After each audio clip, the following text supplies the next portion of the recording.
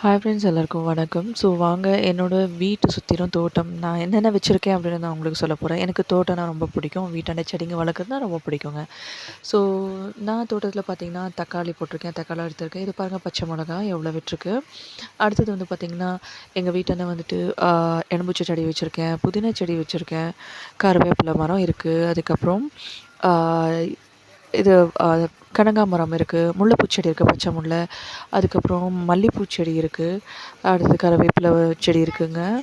இப்போ தான் செடி சின்னதாக இருக்குது. ஸோ அடுத்தது பார்த்திங்கன்னா இந்த வல்லாரக்கீரை வச்சுருக்கேன், சாமந்தி பூச்செடி, ரோஸ் செடிங்க நிறைய வச்சுருக்கேன், செம்பருத்தி பூச்செடி வச்சுருக்கேன், துளசி செடி இருக்குது, பெரண்டை செடி இருக்குது. அதுக்கப்புறம் பார்த்திங்கன்னா வீட்டில் வந்து பார்த்திங்கன்னா இது பாவக்காய் செடி இருக்குது, அவரைக்காய் செடி இருக்குது. அவரைக்காய் நிறைய விட்டுருக்கு. நீங்கள் இந்த வீடியோவில் கடைசியில் பார்ப்பீங்க அவரைக்காய். ஸோ தக்காளி செடி